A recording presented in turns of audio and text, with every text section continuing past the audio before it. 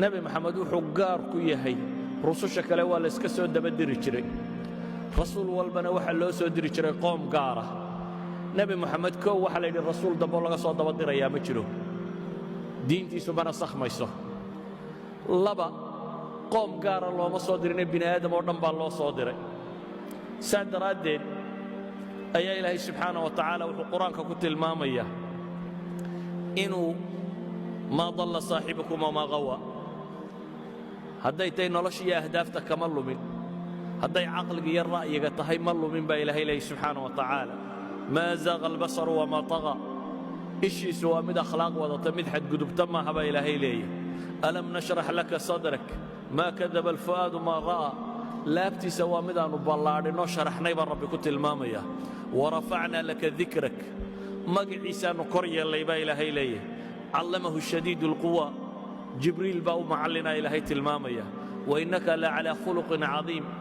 akhlaaq fiican baad ku sugantahay baa rabbi leeyahy subxaanahu wa tacaala ilaahay wuxuu qur-aanka ku leeyahy tilka arusulu fadalnaa bacdahum calaa bacd kuwani waa rusushii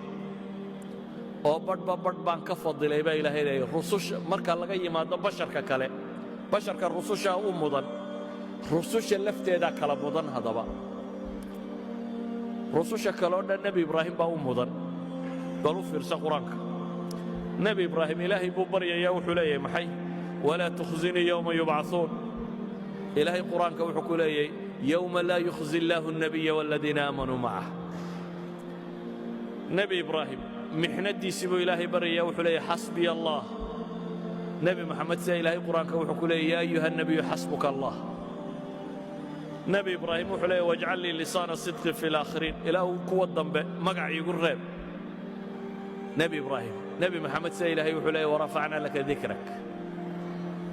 nebi ibraahim wuxuu leeyahy wajunubnii wa baniya an nacbud alasnaam ilaahu anigiyo intaan dhalay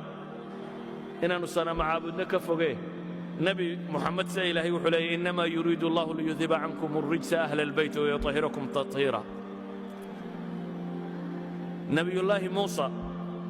wuxuu leeyahy rabbi shrax lii sadri ilaahayna nebi maxamed wuxuu leeyahy alam nashrax laka sadrak nebi muuse wuxuu leeyahy wayasir lii amri ilaahayna nebi maxamed wuxuu leeyahy wanuyasiruka lilyusra nebi muuse wuxuu leeyahy uxlul cuqdata min lisaani ilaahayna nebigiisa wuxuu ku leeyahy fainnamaa yasarnaahu bilisaanik nebi muuse wuxuu leeyahy wacajiltu ilayka rabbi litardaa ilaahayna wuxuu leeyahy lacallaka tardaa baa muxamed lagu leeyahy calayhi الsalaatu wasalaam idan alxasan ibnu اlfadl baa wuxuu leeyahy qur'aanka nebi laba sifo ilaahay leeyahy la isugu daray ma jirta buu leeyahy nebi maxamed mooyaane ilaahay qur'aanka wuxuu ku leeyahy ina allaha biاnnaasi la ra'uufun raxiim nebiyullaahi muxamedna ilaahay wuxuu leeyahy bilmu'miniina ra'uufun raxiim aayaadkaasi aynu tilmaamaynaa waxa ay sheegayaan mudnaanta uu nebi maxamed ku dhex leeyahay ambiyada dhexdeeda bale qur'aanku nebiyada kale magacoodaa loogu yeedhay yaa nuuxu yaa huudu yaa muusaa baa ku soo aroortay ama nebi maxamed ilahay wuxuu leeyahy yaa ayuha nabiyu yaa ayuha arasuulu baa u soo aroortay yaa muxamed kuma soo aroorin qur'aanka tashriifan lahu bay culammadu yidhaha